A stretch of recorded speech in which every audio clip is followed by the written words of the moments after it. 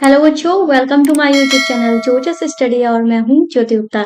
तो क्लास 6 की साइंस का चैप्टर 5 आज हम कंप्लीट कराएंगे। इसके पहले जो भी चैप्टर हुए हैं और आपके मैथ्स में जो भी पढ़ाया गया है, अगर आपको चाहिए है तो उसकी प्लेलिस्ट में चले जाइएगा। प्लेलिस्ट अगर नहीं ढूंढ पा रहे हो तो इस वीडियो के डिस्क्रिप्शन बॉक्स में आपको सारी की सारी प्लेलिस्ट मिल जाएंगी। साथ में प्लेलिस्ट का मतलब वहां पे आपको लिंक डली हुई मिलेगी और आपको जो हमारा ऐप है जोजस स्टडी, वो उसकी लिंक भी इस वीडियो के डिस्क्रिप्शन बॉक्स में मिल जाएगी, जिससे आपको कोई भी दिक्कत ना हो। आप लोग ढूंढ नहीं पाते हो, फिर मैसेज करते हो कि मिल नहीं रहा है, तो इसमें आपको लिंक मिल जाएगी। ठीक है, टेलीग्राम की भी लिंक है, वहां पे भी आप ज्वाइन हो सकते हो।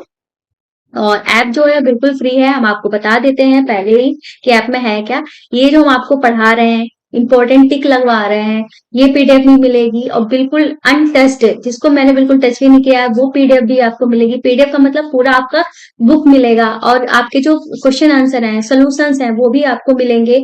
साइंस मैथ्स जो है उसके सोल्यूशन में, हर सब्जेक्ट के सोल्यूशन मिलेंगे। आपकी बुक जो है हिंदी मीडियम की, इंग्लिश मीडियम की, और नया जो सिलेबस आया है वो सारा सब कुछ बिल्कुल फ्री में हमारे ऐप पर मिल जाएगा। तो ऐप को डाउनलोड जरूर कर लेना। तो चलते हैं अपने चैप्टर पे। तो हमारा चैप्टर का नाम है शरीर में गति।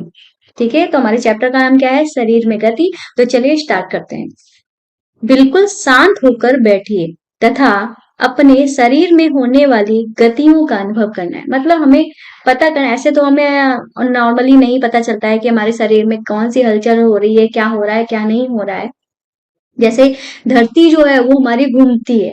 ठीक है, धरती जो है लगातार घूमती है। एक तो खुद का चक्कर लगाती है, दूसरा चक्कर वो सन का लगाती है। दो गतियां करती है धरती, पर हमको बिल्कुल भी अनुभव ही नहीं होता कि हमारी धरती जो है वो हिल भी रही है। ठीक है, ऐसे ही हमारी शरीर में क्या होता है कि कई सारे, हमारे शरीर के अंदर कई सारे ऑर्गन्स होते हैं जो लगातार अपना काम करते रहते हैं, लगातार चलते रहते हैं। ऐसे तो नॉर्मली हमें नहीं पता चलता है, लेकिन इसीलिए इन्होंने बोला है कि थोड़ा शांत होकर बैठिए, फिर अनुभव करिए कि आपके शरीर में क्या हो रहा है।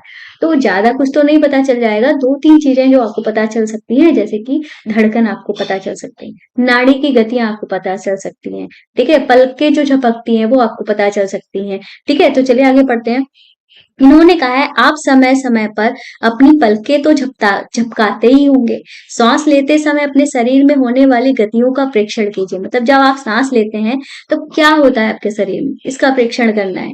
हमारे शरीर में स्वतः ही अनेक गतियां जो हैं वो निरंतर होती रहती हैं। जो इंपॉर्टेंट पॉइंट्स होंगे उनको हम टिक लगाते हुए चलेंगे, पढ़ाएंगे पूरा, पर इंपॉर्टेंट पॉइंट्स पे टिक लगाते हुए चलेंगे, ताकि जब अगर आपको चैप्टर पढ़ने का मन हुआ तो पूरा चैप्टर पढ़ लो, बहुत बढ़िया बात है, लेकिन उन पॉइंट्स जिनको पर हम टच कर रहे हैं, जिन पर हम टिक लगा रहे हैं, वो पॉइंट्स जरूर पढ़ना है और अच्छे से पढ़ना है। फिर ये कह रहे हैं जब आप अपनी नोटबुक में लिखते हैं, क्या करते हैं? जब आप अपनी नोटबुक में लिखते हैं तब आपके शरीर का कौन सा भाग गति करता है, इन सब पे आपको ध्यान देना है। जब आप मुड़कर अपने मित्र को देखते हैं तब शरीर का कौन सा भाग गति करता है। उपयुक्त सभी उदाहरणों में आपके उसी स्थान पर रहते हुए भी आपके शरीर का कोई ना कोई भाग गति करता है। आप एक स्थान से दूसरे स्थान पर जाते हैं, आप उठकर अपने अध्यापक के पास जाते हैं, कक्षा के बाद विद्यालय के मैदान में जाते हैं, अथवा विद्यालय के बाद अपने घर जाते हैं। तो इस स्थिति में आप एक स्थान से दूसरे स्थान कैसे जाते हैं? चल कर जाते हैं। ठीक है, आप चलकर, दौड़कर या कूद कर एक स्थान से दूसरे स्थान पर जाते हैं। ठीक है, कैसे जाते हैं? आप चलकर, दौड़कर, कूद कर एक स्थान से दूसरे स्थान पर जाते हैं। आइए अपने मित्रों, अध्यापकों और अभिभावकों से चर्चा कर सारणी 4.1 को भरते हुए देखते हैं। पहले हम इसकी बात देख लेते हैं, बूझो आखिर कह क्या रहा है। ये कह रहा है बूझो पौधों की गति को लेकर आश्चर्यचकित है। वह जानता है कि पौधे एक स्थान से दूसरे स्थान तक गति नहीं करते, परंतु क्या वे किसी दूसरे प्रकार की गति को प्रदर्शित करते हैं। जैसे कि हमने पढ़ा है पिछले चैप्टर्स में कि पौधों में क्या होता है, पौधे सजीव हैं, जिंदा हैं, ठीक है, उनमें भी जान है, वो भी सांस लेते हैं, पर उनमें जो गतियां होती है वो कैसे होती है, वो सोच रहा है। ठीक है, तो आगे यहाँ पे लिखा है जंतु एक स्थान से दूसरे स्थान तक कैसे गमन करते हैं। जैसे कि गमन में प्रयुक्त होने वाला अंग लिखना है यहाँ पे, यहाँ जंतु कैसे गमन करते हैं। तो गाय की बात की जाए, गाय पैर से चलती है। ठीक है, कैसे पैरों से वो पैरों मतलब उसका जो अंग है कौन चलता है, पैर चलते हैं और वो चल कर जाती है, इसको बोलते हैं चल कर जाती है। मनुष्य भी पैर से ही चलता है और ठीक है, पैर से ही क्या करता है, चलता है।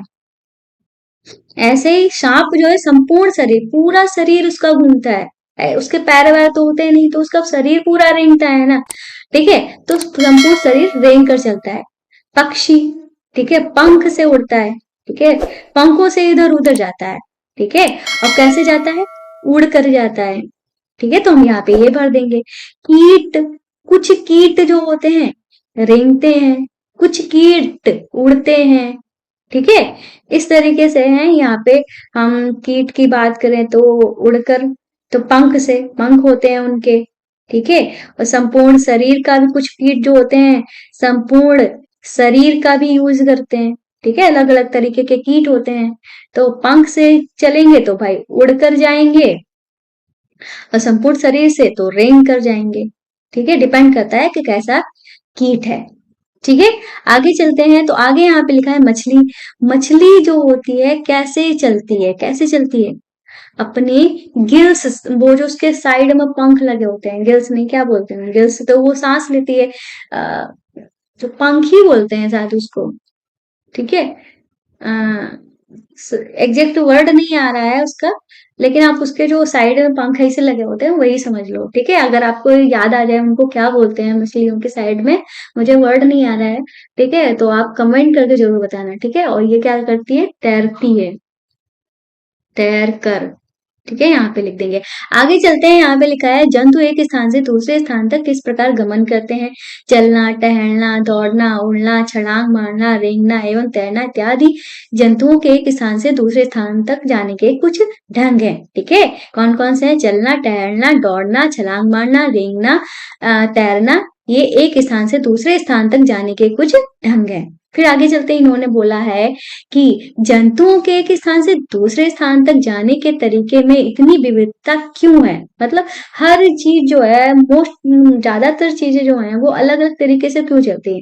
तो यहाँ पे लिखा है क्या कारण है कि इनके अनेक जंतु चलते हैं जबकि सांप जो है रेंगता है, मछली तैरती है, क्या कारण है, ठीक है, वो सब चीजें हम चैप्टर में पढ़ेंगे। यहाँ पे लिखा है पहली हेडिंग है हमारी मानव शरीर एवं इसकी गतियां, ठीक है, मानव शरीर एवं इसकी गतियां, जंतुओं की विविध गतियों पर ध्यान देने से पूर्व आइए अपने शरीर की कुछ गतियों को ध्यान पूर्वक देखें।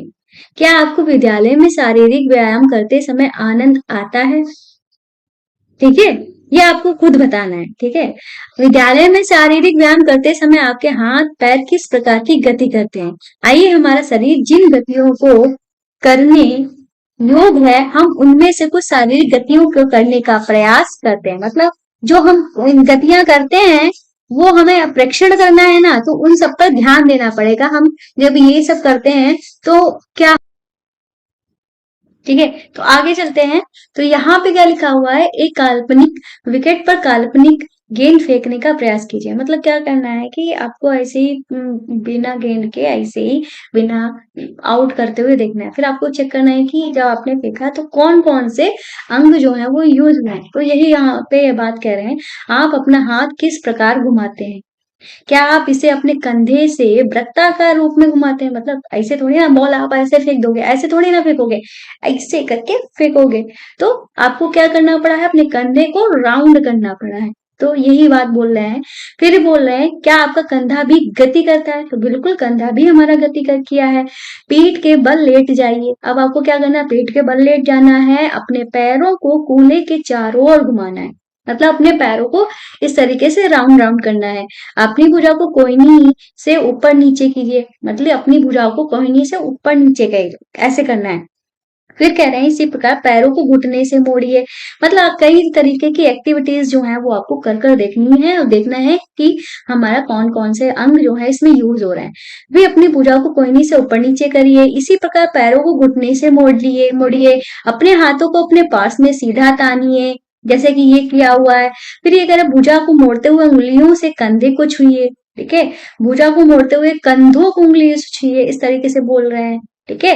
और फिर कह रहे हैं अपने हाथ का कौन सा भाग आपने मोड़ा, तो ये अपना आपको गौर करना है, ये सब चीजें करते हुए आपको गौर करना है क्या हो रहा है हमारे साथ, ठीक है, कैसे हो रहा है। और हाथों को सीधा तानकर नीचे की ओर झुकने का प्रयास कीजिए, क्या आप ऐसा कर पाते हैं, ठीक है। तो कई सारी एक्टिविटीज बताई हैं, आप खुद करके देखिए, आपको मजा भी आएगा और ज्ञान भी बढ़ेगा आपको यहाँ पे।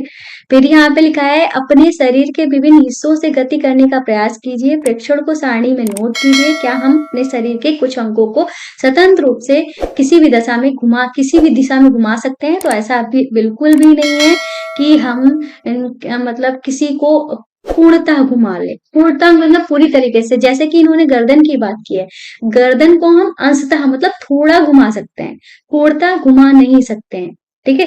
गर्दन झुकती है तो बिल्कुल झुकती है, उठती भी है ऐसे, ठीक है। उठती मतलब बिल्कुल उठने का मतलब ये नहीं है गर्दन उठ के ऊपर चली गई, ठीक है, इसीलिए इन्होंने झुकने का मतलब ये नहीं है यहाँ से उठी और पैरों की साइड चली गई, इसीलिए यहाँ पे उन्होंने टिक नहीं लगाया है, ठीक है, ये समझ रहे हो ना। और बिल्कुल भी नहीं, गति बिल्कुल भी नहीं करता, तो सर हमारा गर्दन जो है वो हमारी गति नहीं करता है, चलती नहीं है, बस घूमती है, ठीक है, इसलिए यहाँ पे भी क्रॉस हो जाएगा। कलाई की बात करते हैं, तो कलाई जो है पूर्णतः घूम जाती है, ठीक है।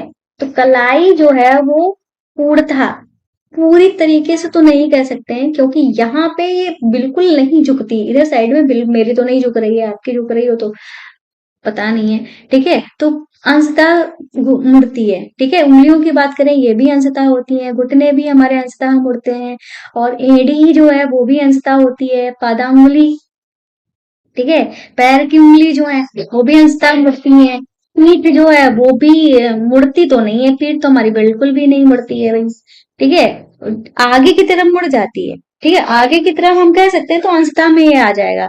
सिर जो है वो भी हमारा अंशतः है, ठीक है, इस तरीके से आपको अपने हिसाब से भर लेना है, ठीक है। आगे चलते हैं, इस टेबल का कोई यूज नहीं है, लेकिन हाँ आपको समझाने के लिए मैंने आपको बता दिया है। फिर यहाँ पे लिखा है जबकि कुछ अंगों को केवल एक ही दिशा में घुमा सकते हैं, ठीक है। हम अपने शरीर के कुछ भागों को घुमाने में असमर्थ क्यों रहते हैं, मतलब कुछ भाग हैं जैसे कि हम उनको घुमाना चाहें तो घुमा नहीं पाते हैं, हल्का ही घुमा पाते हैं, यही बात कह रहे हैं, ठीक है। और यहाँ पे लिखा है क्रियाकलाप वन, तो क्रियाकलाप वन में इन्होंने बोला है एक पैमाने को अपने हाथ पर चित्र में दर्शाई गई स्थिति में रखिए जिससे आपकी कोहनी पैमाने के मध्य रहे। तो इस तरीके से इन्होंने स्केल ली है, ठीक है, स्केल को इस तरीके से अपने हाथ में बांध लिया है, ठीक है, यही बात इन्होंने बोली है। फिर इन्होंने कहा है अपने मित्र से पैमाने तथा हाथ को एक साथ बांधने के लिए कहिए, तो आपके मित्र ने इसको बांध दिया, अब कोहनी को मोड़ने का प्रयास कीजिए कि आप मोड़ पाते हैं। तो अब इन्होंने कहा है कि अब इसको आपने यहाँ पे स्केल लगा ली है, अब स्केल बंधी भी है आपके हाथ में, आप हाथ को मोड़ मोड़ पाओगे, तो आंसर होगा बिल्कुल भी नहीं मोड़ पाओगे, क्योंकि वो आपके हाथ से बंधी हुई है, और स्केल होती है सीधी, वो मुड़ती नहीं है, तो आपका हाथ भी नहीं मुड़ पाएगा। यहाँ पे लिखा है क्या आपने ध्यान दिया है कि हम शरीर के विभिन्न भागों को उसी स्थान से मोड़ अथवा घुमा पाते हैं जहां पर दो हिस्से या एक दूसरे से जुड़े हों, मतलब कि जैसे कि ये है, हम अपनी उंगली को तभी मोड़ पा रहे हैं क्योंकि यहाँ पे एक हिस्सा दो हिस्सा आपस में जुड़े हैं, एक हिस्सा दो हिस्सा आपस में जुड़े हैं, जैसे कि ये हमारा पूरा सीधा हाथ है सीधा हाथ, पर ये हिस्सा अलग है, ये हिस्सा अलग है, और ये दोनों हिस्से जो है वो यहाँ से जुड़े हुए हैं, जहां से जॉइंट है वहीं से हम इसको सिर्फ मोड़ पाते हैं, ठीक है, ये बोला है इन्होंने। तो हम यहाँ पे इसको टिक लगा देते हैं, हम शरीर के विभिन्न भागों को उस स्थान से मोड़ अथवा घुमा पाते हैं जहां पर दो हिस्से एक दूसरे से जुड़े हों, उदाहरण के लिए कोहनी, कंधा, गर्दन, ठीक है, ये सब यहाँ पे बात बोली गई है। क्या आप ऐसे कुछ भागों के नाम बता सकते हैं जो दो स्थानों को और यहाँ पे ये जो जहां से ज्वाइंट होता है, मतलब ये जहां पे जुड़ा होता है उसको हम क्या कहते हैं, संधि कहते हैं, इन स्थानों को हम क्या कहते हैं, संधि कहते हैं। अब इन्होंने अन्य नाम बोले हैं जैसे घुटना हुआ, उंगलियां हुई, ठीक है, ठीक है, हमारे बॉडी के लगभग हर पार्ट जहां से मुड़ते हैं वो हमारी इसी तरीके की संधि से ही जुड़े होते हैं। फिर उन्होंने बोला है यदि हमारे शरीर में कोई संधि नहीं होती है तो आपके विचार में हमारी शरीर किस प्रकार गति करना संभव होगा, तो हमारे शरीर के लिए गति करना संभव नहीं होगा, क्योंकि वो जैसे कि ये पेन है, कहीं से ये जुड़ा हुआ नहीं है, बिल्कुल स्ट्रेट है, हम इसको इसे घुमाना चाहें, ठीक है, कैसे कहो दौड़ो, हाँ अगर जान होती तो, ठीक है, तो नहीं कर पाता, क्योंकि इसका अगर कोई हिस्सा मुड़ ही नहीं रहा है तो ये किसी तरीके की कोई गति नहीं कर पाएगा, स्ट्रेट खड़ा रहेगा, ठीक है, यही बात है यहाँ पे। फिर लिखा है वास्तव में इन संधियों को कौन सी वस्तु परस्पर बांधती है। ठीक है, फिर आगे चलते हैं। इन्होंने कहा है अपनी उंगली द्वारा अपने सिर, चेहरे, गर्दन, नाक, कंधे के पीछे, हाथ, पैर, उंगलियों, पादांगुलियों को दबाइए। मतलब आपको फिर ऑब्जर्व करने को बोल रहे हैं, उंगली से आपको टच करके देखना है कि क्या है। जैसे कि आप यहाँ पे खुद को टच करोगे, फील करो अंदर किस तरीके की हड्डी है, किस तरीके का जॉइंट है, क्या है, किस कहाँ से कौन सी हड्डी गई है। तो ये आपसे ऑब्जर्व करने को बोल रहे हैं। फिर बोल रहे हैं क्या आपको ऐसा अनुभव हुआ कि आपकी उंगली किसी कठोर वस्तु को दबा रही है। ठीक है, कोई जैसे कि हम अपनी फिंगर को दबाते हैं या किसी पार्ट को दबाते हैं तो हमको जो हमारा मांस होता है वो तो दब जाता है। फिर हमको एक अंदर कोई ठोस वस्तु नजर आती है कि अंदर, क्योंकि हम ज्यादा दबाने का प्रयास करते हैं तो वो दबती नहीं है। तो वो क्या है, ये जो दब नहीं रहा है अंदर, ये हमारी हड्डियां होती हैं। ठीक है, तो ये कह रही ये कठोर संरचनाएं क्या है, अस्थियां हैं। इनको हम हड्डियां या अस्थियां कहते हैं। ठीक है, उंगली किसी कठोर वस्तु को दबा रही है तो यही कठोर वस्तु जो है वो क्या है, हमारी अस्थियां हैं। फिर लिखा है अपने शरीर के अन्य भागों में इस प्रक्रिया को दोहराइए। इतनी सारी अस्थियां, जब अस्थियों को मोड़ा नहीं जा सकता था हम अपनी कोहनी को कैसे मोड़ लेते हैं। ये कह रहे हैं कि जब हमारी अस्थियां जो होती हैं इतनी ठोस हैं, इतनी टाइट हैं, इनको मोड़ा नहीं जा सकता है तो अपनी कोहनी को कैसे मोड़ लेते हैं। तो आंसर सीधी सी बात है, ये इधर एक हड्डी है, इधर एक हड्डी है और यहाँ पे जॉइंट है। अब जब जॉइंट है तो हम इस हड्डी, इस वाले हिस्से को थोड़ी ना मोड़ पा रहे हैं, हम इन दो हिस्सों को मोड़ पा रहे हैं ना। तो यही बोला है इन्होंने, हाँ अपनी को कैसे, अपनी कोहनी को कैसे मोड़ लेते हैं। फिर यहाँ पे लिखा है हाथ के ऊपरी हिस्से से लेकर कलाई तक एक लंबी अस्थि नहीं होती है। मतलब यहाँ से लेकर एक पूरी लंबी अस्थि थोड़ी ना है, ये अलग है, ये अलग है। ठीक है, यही बात इन्होंने बोली है। हाथ के ऊपरी हिस्से से लेकर कलाई तक एक ही लंबी अस्थि नहीं होती है। वास्तव में अनेक अस्थियां कोहनी तक जुड़ी रहती हैं। इसी प्रकार हमारे शरीर के प्रत्येक हिस्से में क्या है, अनेक अस्थियां होती हैं। ठीक है, हम अपने शरीर को कैसे उस स्थान से हिला अथवा झुका नहीं सकते। ये अस्थियां एक दूसरे से मिलती है। मतलब हम कैसे नहीं हिला जुला सकते हैं, जब हमारा एक पूरी हड्डी है, जैसे कि हमारा सर है, ये पूरा एक खोपड़ी है हमारी। ठीक है, तो इसमें यहाँ पे इस पूरे खोपड़ी में कहीं पे जॉइंट नहीं है, तो अगर हमें हिलाना होगा तो हमारी पूरी खोपड़ी हिल रही है। वो भी कहाँ से, यहाँ से, जहां से ये हमारी जॉइंट है, यहाँ से। ठीक है, पूरी, या कह लो कि हम इतना हिस्सा इधर हिला सकते हैं, इधर हिला सकते हैं, ये हिस्सा ना हिले, ये हिस्सा हिले, ऐसा कर सकते हैं? नहीं कर सकते ना। क्यों नहीं कर सकते? क्योंकि ये एक पूरा हिस्सा है, जहां पे जॉइंट होगा वही हिस्सा हम हिला सकते हैं। ठीक है, विभिन्न गतिविधियां एवं विभिन्न प्रकार की गतियों के लिए हमारे शरीर में अनेक प्रकार की संधियां होती हैं। उनमें से कुछ के बारे में हम जानेंगे। क्रियाकलाप 2 इन्होंने दिया है, कागज की एक पट्टी को एक बेलन के रूप में मोड़िए। कागज की एक पट्टी लेना है, ठीक है, उसको बेलन के रूप में मोड़ना है। फिर क्या करना है, रबड़ तथा प्लास्टिक की एक पुरानी गेंद में एक छेद करके उसमें मोड़े हुए कागज को कागज के बेलन को डालिए, जैसा कि चित्र में दर्शाया गया है। आप कागज के बेलन को गेंद पर चिपका सकते हैं। कागज को एक छोटी सी कटोरी में रखकर चारों ओर घुमाने का प्रयास कीजिए। क्या गेंद कटोरी में स्वतंत्र रूप से घूमती है और कागज का बेलन भी घूमता है। तो इन्होंने क्या किया है, एक बेलन लिया है। बेलन का मतलब इस तरीके से इन्होंने गोल गोल घुमा के कागज तैयार कर लिया है। यहाँ पे इन्होंने इसके ऊपर बॉल रख दी है, यहाँ पे कटोरी रख दी है, फिर ये घुमाने का प्रयास कर रहे हैं। इसको घुमाएंगे तो बिल्कुल घूमेगा। क्यों घूमेगा? क्योंकि ऊपर एक हमारे प्लेन चीज है, नीचे इधर पर राउंड वाली शेप है, बॉल है तो वो घूमेगी। ठीक है, बिल्कुल घूमेगी। ऐसे ही हमारे शरीर के जॉइंट्स होते हैं, इसी तरीके से हमारे फिंगर, हमारी कोहनी, हमारी घुटने इसी तरीके से घूमते हैं। अब ये कह रहे हैं कि आप कल्पना कीजिए कागज का बेलन आपका हाथ है तथा गेंद इसका एक सिरा। कटोरी कंधे के उस भाग के समान है जिससे आपका हाथ जुड़ा हुआ है। एक अस्थि का गेंद वाला गोल हिस्सा दूसरी अस्थि की कटोरी रूपी गुहिका से धसा हुआ था। समझे यहाँ पे क्या बोला है? एक अस्थि का गेंद वाला गोल हिस्सा जो होता है दूसरी अस्थि की कटोरी रूपी गुहिका में धसा होता है। जैसे कि इस तरीके से एक हड्डी इस तरीके से है हमारी, इस तरीके से राउंड शेप में है, ठीक है, जिधर यहाँ पे क्या है, गोल टाइप में है, और दूसरी जो हमारी हड्डी होती है इस तरीके से गोल होती है। तो ये गोल हिस्सा है जो होता है वो इसमें धसा दिया जाता है, ठीक है, जिससे ये इधर ये घूम फिर पाती है, मतलब इधर उधर घूम पाती है। तो यही बात यहाँ पे बोली गई है, ठीक है। इस प्रकार की संधि सभी दिशाओं में गति प्रदान करती हैं। क्या इन गतियों को उपरोक्त प्रकार की संधि का कोई अन्य उदाहरण खोज सकते हैं? इस अनुभाग के प्रारंभ में शरीर के विभिन्न भागों को हमारे द्वारा दी गई गतियों का स्मरण कीजिए। पहले हम आपको ये डायग्राम समझा देते हैं। जैसे कि यहाँ पे क्या बोला गया है, ठीक है, जैसे कि यहाँ पे बोला गया है कि कंदुक खलिका संधि है। इस तरीके की संधि को क्या बोला है, कंदुक खलिका संधि। ये श्रेणी उपास्थि है, ठीक है, ये जांग की अस्थि है, ठीक है, ये जांग की अस्थि है, और ये हमारी श्रेणी अस्थि है, ठीक है। ये जो डायग्राम दिखाया गया है कंदुक खलिका संधि का दिखाया गया है। आगे चलते हैं, फिर यहाँ पे उन्होंने धुराग्र संधि के बारे में बताया है। धुराग्र संधि क्या होता है, गर्दन तथा सिर को मोड़ने वाली संधि, ठीक है, ध्यान रखना इंपॉर्टेंट है। गर्दन और सिर को मोड़ने वाली जो संधि होती है उसको धुराग्र संधि कहते हैं। गर्दन और सिर को मोड़ने वाली जो संधि होती है उसको धुराग्र संधि कहते हैं। कंदुक खलिका संधि क्या होती है, कंदुक खलिका संधि जो होती है इसमें हम क्या लेते हैं, श्रोणीपास्थि लेते हैं और जांग की अस्थि लेते हैं। मतलब जांग की जो अस्थि होती है वो ये कंदुक खलिका संधि होती है। धुराग्र संधि जो होती है गर्दन और सिर को मोड़ने वाली संधि होती है। फिर ये कह रहे हैं इसके द्वारा सिर को आगे पीछे या दाएं बाएं घुमा सकते हैं।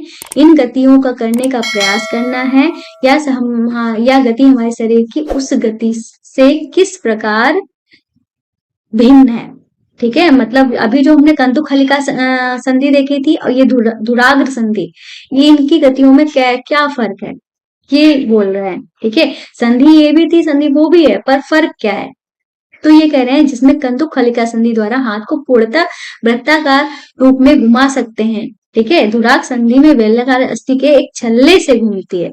मतलब क्या है, गर्दन हमारी यहाँ पे फंसी हुई है, तो गर्दन को हम कितना घुमा सकते हैं, इधर से, मतलब हम पूरा नहीं घुमा सकते, ऐसे घुमा सकते हैं सिर्फ, ठीक है, और ज्यादा से ज्यादा ऐसे घुमा सकते हैं। हाथ को जो है हम हमारे घुटने जो होते हैं हम पूरा ऐसे घुमा सकते हैं, ठीक है, ये फर्क है। आया समझ में? तो इसीलिए दोनों संधियों में अंतर है। यहाँ पे यही बात इन्होंने बोली है, कंदुक खलिका संधि द्वारा हाथ को पूर्णतः वृत्ताकार रूप में घुमा सकते हैं, और दुराग्र संधि में बेलनाकार अस्थि को छल्ले के रूप में घुमाते हैं। मतलब एक हम इस तरीके से राउंड राउंड कर रहे हैं ना, आधा राउंड कर रहे हैं, तो यही बताया गया।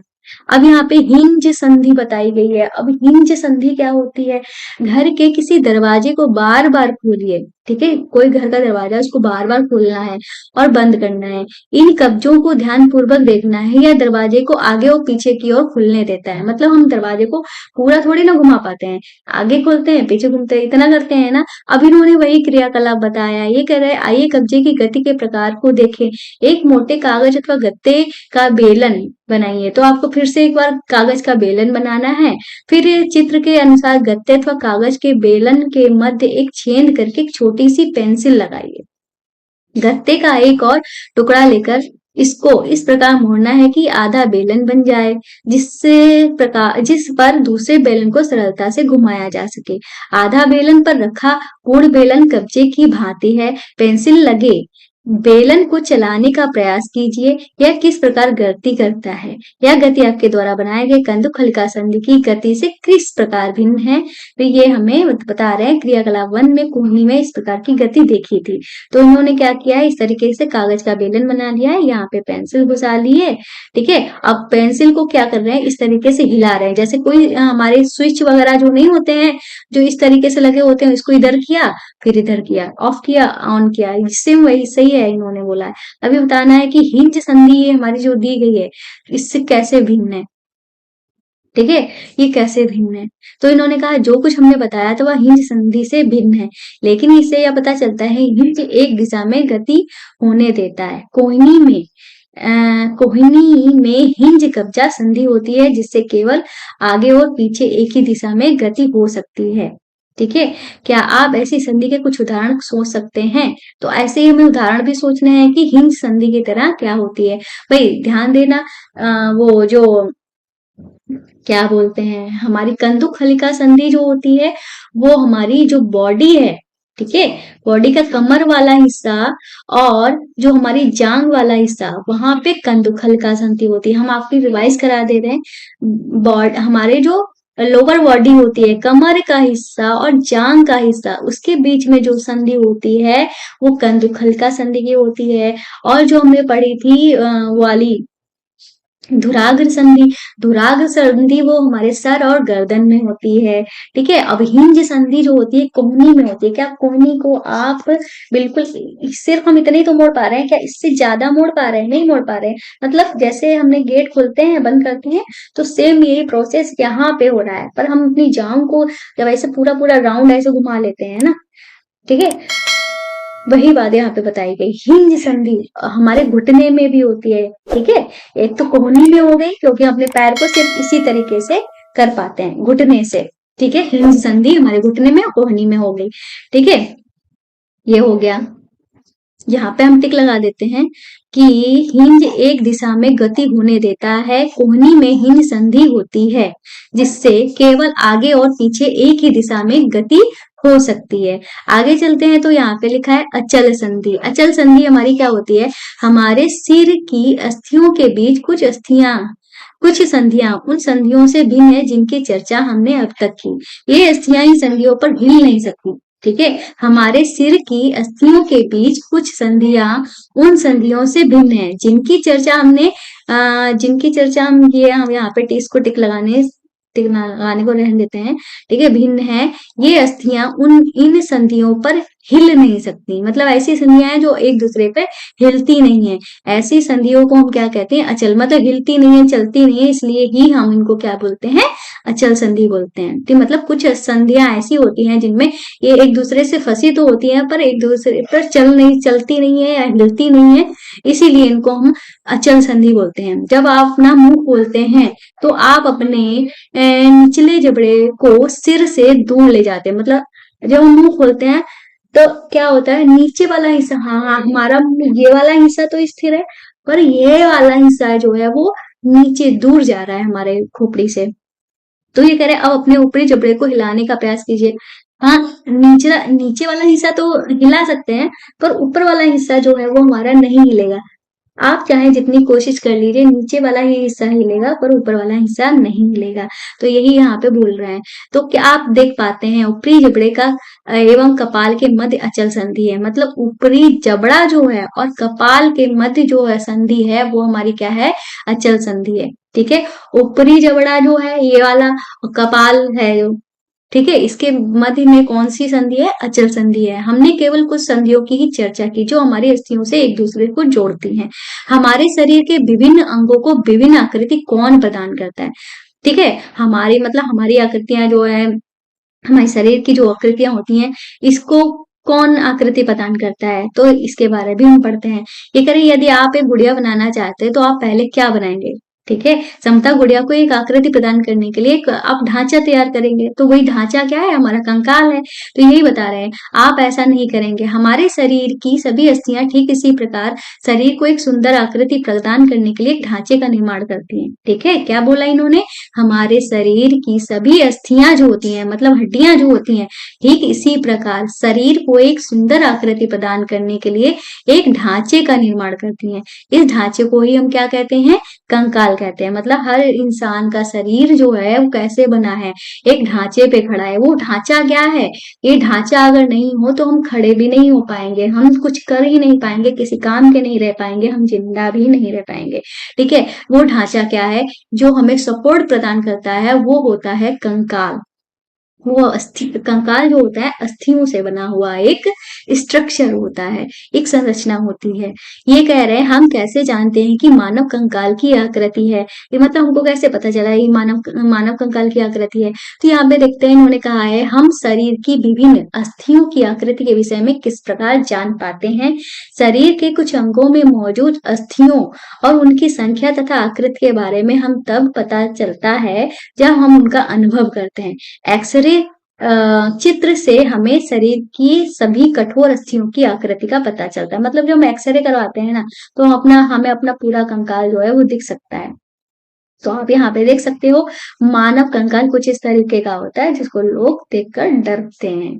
ठीक है, यहाँ पे लिखा है लोगों की बात क्या करूं, मैं भी डरती हूँ। ठीक है, तो यहाँ पे लिखा है, क्या कभी आपका एवं आपके परिवार के किसी सदस्य का एक्सरे हुआ है?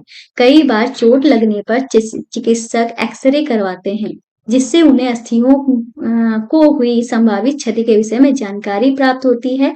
एक्सरे चित्र से हमें शरीर की अस्थियों की आकृति का पता चलता है। तो भाई क्या होता है, अगर हमारे हाथ बार में उंगली उंगली कुछ टूट हो जाती है, तो डॉक्टर क्या करते हैं, एक्सरे कराने को देते हैं। ठीक है, कोई भी हड्डी हुई, सिर्फ उंगली ही नहीं, तो हमें उससे एक्सरे को देखकर पता चल जाता है कि क्या प्रॉब्लम, हमें नहीं पता चल पाता है, डॉक्टर को पता चल जाता है। ठीक है, कि कौन सी हड्डी कहाँ पे टूटी हुई है, तो वहां पे प्रॉपर उसका इलाज हो जाता है। और एक्सरे में हमारी जो हड्डियां होती हैं, अस्थियां होती हैं, उनकी आकृति हो बिल्कुल साफ नजर आती है। अपने हाथ के अग्र एवं ऊपरी भाग तथा पैर के निचले तथा ऊपरी भाग की अस्थियों का अनुभव कीजिए। प्रत्येक अंग की अस्थियों की संख्या जो है उसका पता लगाना है। मतलब आपको ऐसे टच करना है, ठीक है, और महसूस करना है कि यहाँ पे कितनी हड्डियां हैं। ठीक है, महसूस करते हुए एक सब करना है, तो भी आप गिन पाओगे। फिर ये कह रहे हैं, अपने घुटने कोहनी की अस्थियों का ठीक इसी प्रकार अनुभव करना है, और एक्सरे चित्र से तुलना कर प्रत्येक भाग में अस्थियों की संख्या ज्ञात करनी है। मतलब पहले तो आपको अनुभव करके बताना है कि यहाँ पे हमारी कितनी हड्डियां हैं। फिर जब आप अगर आपने एक्सरे कराया हुआ है, फिर एक्सरे में गिनना है कि जो आपने काउंट किया है वो सही है कि नहीं सही है। ठीक है, फिर जैसे कि यहाँ पे इन्होंने पैर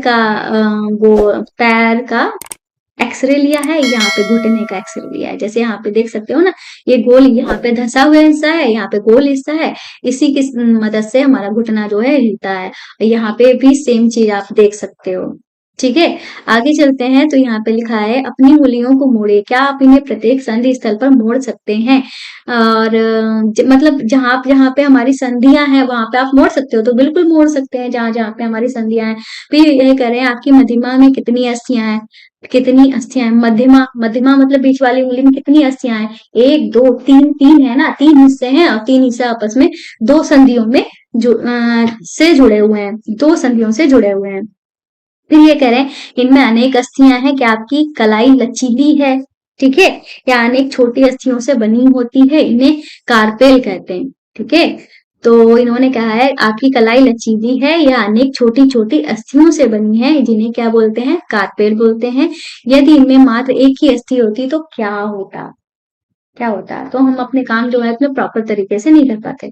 ठीक है, फिर इन्होंने क्रियाकलाप यहाँ पे आप देख लीजिए, हाथ की अस्थियां इन्होंने दिखाई हुई है, जैसे कि एक अस्थि, दो अस्थि, तीन अस्थि, ये चार अस्थि। ठीक है, तो ये क्या है? अब आप कहोगे हमारे तो तीन ही हिस्से होते हैं, एक हिस्सा, दो हिस्सा, तीन हिस्सा। तो ये वाला जो हिस्सा है ये हमारा क्या है? ये वाला जो हिस्सा है वो हमारी हथेली का है। ये वाला हिस्सा जो है वो हमारी हथेली का है।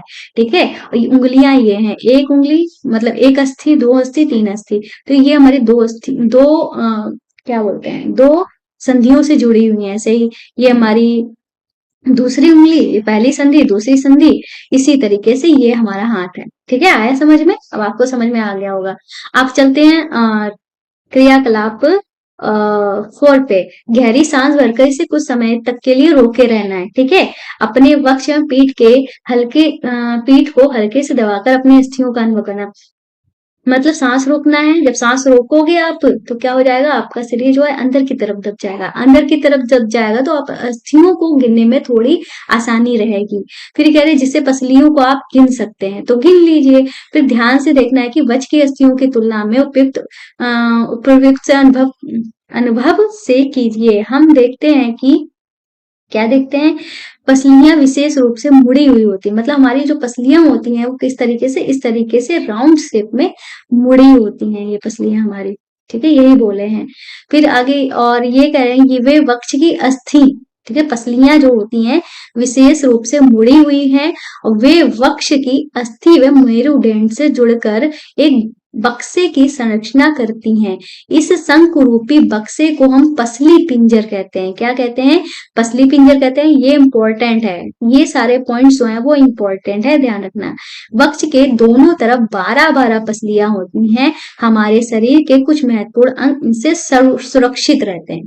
ठीक समझे? तो ये क्या होती है? 12-12 होती है। 1 2 3 4 5 6 7 8 9 10 11, एक और कहीं छूटी, ये हमारी 12। ठीक है, इस तरीके से ये हमारी कुल 12 इधर होती हैं और 12 इधर होती हैं। और ये जो पीछे ये वाला दिख रहा है, ये रीढ़ की हड्डी, आगे जो हमारा हिस्सा होता है यहाँ से जुड़कर यहाँ से चलती है, और पीछे हमारी जो रीढ़ की हड्डी होती है उससे जुड़ी हुई होती है। इसके अंदर हमारे बहुत ही इंपॉर्टेंट, जिनसे हमारा शरीर जुड़ता है, वो ऑर्गन्स इनके अंदर सुरक्षित रहते हैं।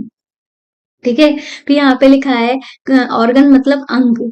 ठीक है, अपने कुछ मित्रों को बिना घुटने मोड़े झुककर अपने पांव की उंगलियों को छूने को कहिए। मतलब घुटने नहीं मोड़ने हैं, आपके पांव की उंगली छूना है। क्या या चिकनी समतल है तो अखंड है। ठीक है, मतलब टच करके महसूस करना है। फिर अपनी उंगलियों को अपने मित्र की गर्दन से प्रारंभ करके उसकी पेट तक, निचले सिरे तक लाना है। आपके द्वारा अनुभव की गई संरचना ये क्या है? मतलब ये जो आप जो टच कर रहे थे वो क्या थी? आपकी रीढ़ की हड्डी। ठीक है, इसको हम क्या बोलते हैं? मेरुदंड बोलते हैं। क्या बोलते हैं? मेरुदंड बोलते हैं। या अनेक छोटी, मेरुदंड जो होता है यह अनेक छोटी छोटी अस्थियों से बना होता है। यहाँ पे देख सकते हो छोटी छोटी अस्थियां जो है इसमें जुड़ी हुई हैं, छोटी छोटी अस्थियों से ये बना होता है, कोशिकाओं का बना। ठीक है, जिसे कशेरुकी कहते हैं। मतलब छोटी छोटी अस्थियों को क्या बोलते हैं? कशेरुकी कहते हैं। मेरुदंड 33 कशेरुकाओं से बना होता है। तो मेरुदंड कितने से बना होता है? मेरुदंड 33 कशेरुकाओं से बना होता है। और मेरुदंड अनेक छोटी छोटी अस्थियों से बना होता है, जिनको हम कशेरुकी कहते हैं। और ये मेरुदंड जो होता है 33 कशेरुकाओं से मिलकर बना होता है। पसली पिंजर भी वक्ष अस्थियों से जुड़ा होता है। मतलब इससे भी हमारा क्या होता है? पसली पिंजर जो होता है वो इससे जुड़ा होता है। यदि मेरुदंड को यदि मेरुदंड केवल एक ही अस्थि का बना होता तो आपका मूत्र इस प्रकार नीचे झुक नहीं पाता। मतलब ये छोटी छोटी हड्डियां इसलिए होती हैं, अगर हमें झुकना हो तो हम झुक जाए, तो हल्का सा क्योंकि झुकना हो तो झुक जाए। झुक इसी वजह से पाते हैं क्योंकि इसमें छोटी छोटी हड्डियां होती हैं। ठीक है, जैसे कि सांप जो होता है ऐसे ऐसे ऐसे ऐसे चलता है, क्यों चलता है? उसमें भी इसी तरीके की पतली पतली हड्डियां होती है, इसी तरीके से वो मुड़ पाता है। अगर इसमें स्ट्रेट एक ही हड्डी हो तो वो सीधा चल ही नहीं पाएगा, सीधा सीधा रेंगेगा, बस घूम भी नहीं पाएगा, कुछ भी नहीं कर पाएगा।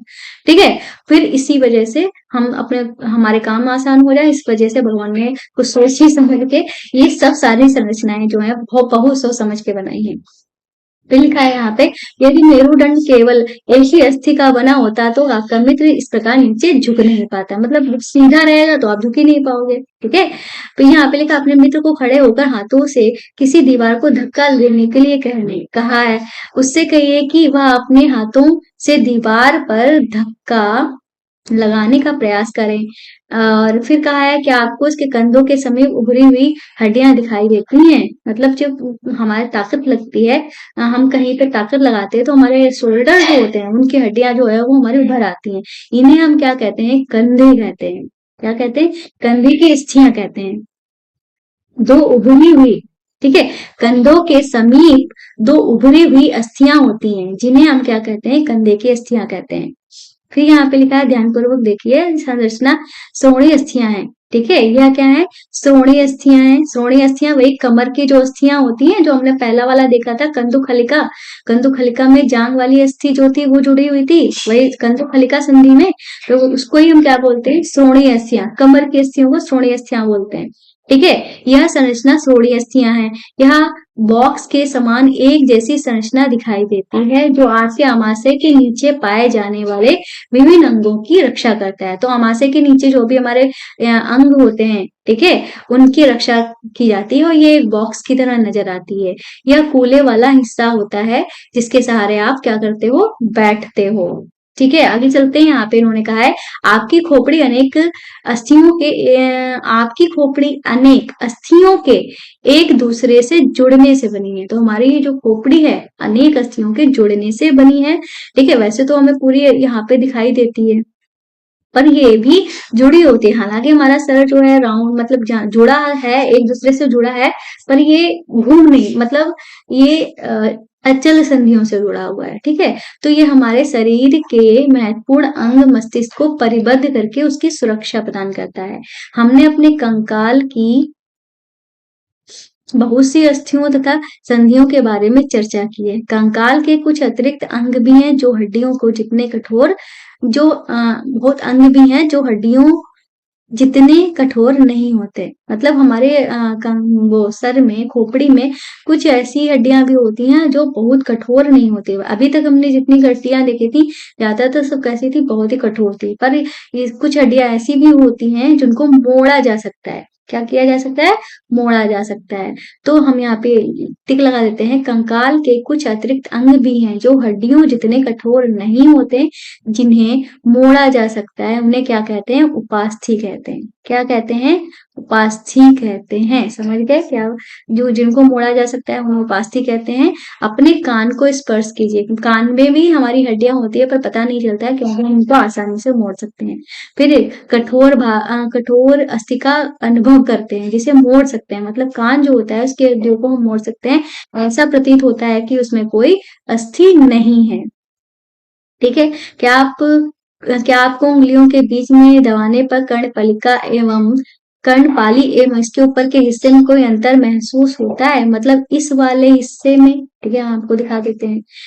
ये जो है कर्णपाली वाला हिस्सा है और ये ऊपर वाला हिस्सा है।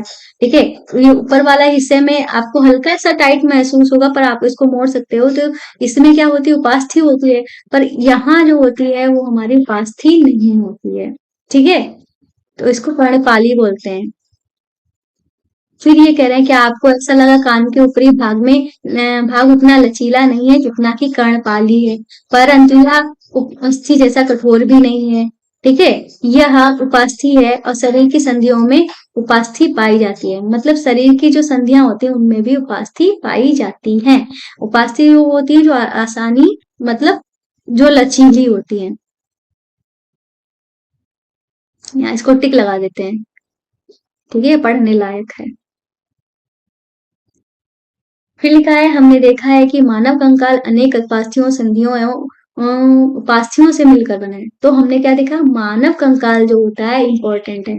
ठीक है, मानव कंकाल अनेक अस्थियों, संधियों और उपास्थियों से मिलकर बना होता है।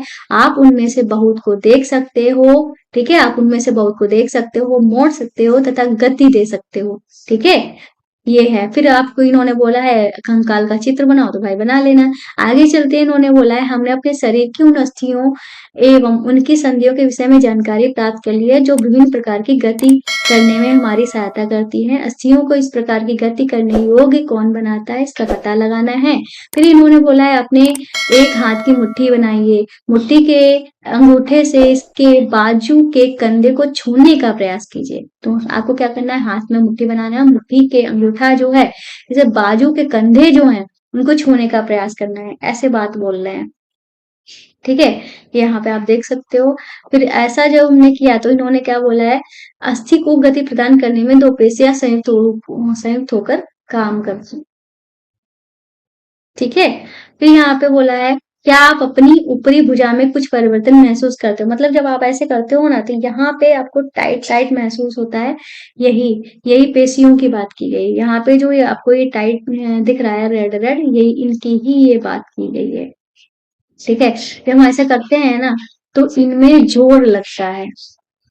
ठीक है, दूसरे हाथ में इसे छूकर देखिए, क्या आपको कोई उभरा हुआ भाग दिखाई जाता है? तो इसे ही क्या कहते हैं? पेशी कहते हैं, पेशी बोलते हैं।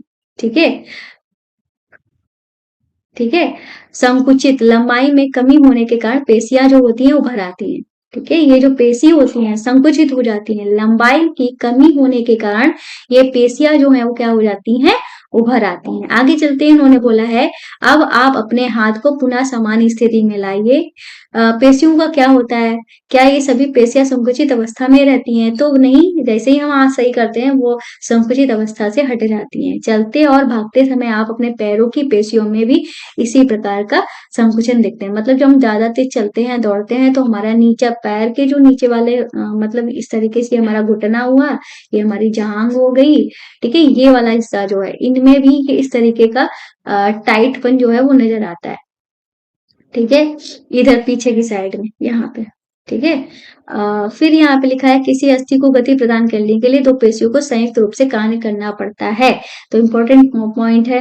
यहाँ पे ये भी बात छूट गई है, संकोचन की अवस्था में पेशी छोटी, कठोर एवं मोटी होती है या अस्थि को क्या करती है, खींचती है। संकोचन की अवस्था जब होती है तो पेशी क्या हो जाती है, छोटी हो जाती है और कठोर हो जाती है और मोटी हो जाती है, और ये क्या करती है, अस्थि को खींचती है। ठीक है, किसी अस्थि को गति प्रदान करने के लिए दो पेशियों को संयुक्त रूप से कार्य करना पड़ता है। और ये जब इसमें गति प्रदान करती है तभी हम उस चीज में ज्यादा जोर लगा पाते हैं। जब दो पेशियों में से कोई एक सिकुड़ती है तो अस्थि जो है उस दिशा में खींच जाती है। ठीक है, जिस दिशा में जोर लग रहा है उसी दिशा में ये खींच जाती है और ये सिकुड़ जाती है, मोटी हो जाती है और वहां पे हमें गति प्रदान करती है। युगल की दूसरी पेशी शिथिल लंबाई मतलब लंबाई में बढ़कर पतली हो जाती है। युगल की जो दूसरी पेशी होती है वो शिथिल होने लगती है और मतलब कैसी शिथिल अवस्था में आ जाती है, अस्थि को विपरीत दिशा में गति करने के लिए अब शिथिल पेशी सिकुड़कर अस्थि को अपनी पूर्व स्थिति में खींचती है, जबकि पहली पेशी शिथिल हो जाती है। ठीक है, पेशी केवल खींच सकती है, वह धक्का नहीं दे सकती। पेशी जो होती है वो केवल खींच सकती है, पावर दे सकती है, जोर लगा सकती है, पर धक्का नहीं देगी। अतः एक अस्थि को गति देने के लिए दो पेशियों को संयुक्त रूप से कार्य करना पड़ता है।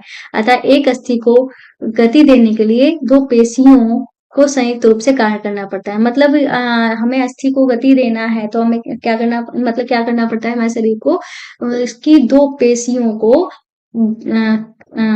क्या करना पड़ता है, दो पेशियों को जोर लगाना पड़ता है या सपोर्ट देना पड़ता है। ठीक है, यहाँ पे लिखा है, क्या गति के लिए हमेशा अस्थियों और पेशियों की आवश्यकता पड़ती है? तो ऐसा जरूरी नहीं है। ठीक है, फिर लिखा है, दूसरे जंतु किस प्रकार चलते हैं? क्या सभी जंतुओं में अस्थियां पाई जाती हैं? तो ऐसा भी नहीं है। केंचुए अथवा घोंघे में क्या अंतर है? आइए कुछ जंतुओं की गतियों का अध्ययन करते हैं। तो यहाँ पे अब हमें कुछ जंतुओं के बारे में भी अध्ययन करना है, तो हम देख लेते हैं। ठीक है, आप लोग सोच रहे होंगे कितना चैप्टर बचा है, 2 पेज, 3 पेज, 3 पेज अभी हमारे यहाँ पे बचे हुए हैं। ठीक है, जल्दी से खत्म कर लेते हैं, पानी पीने यार।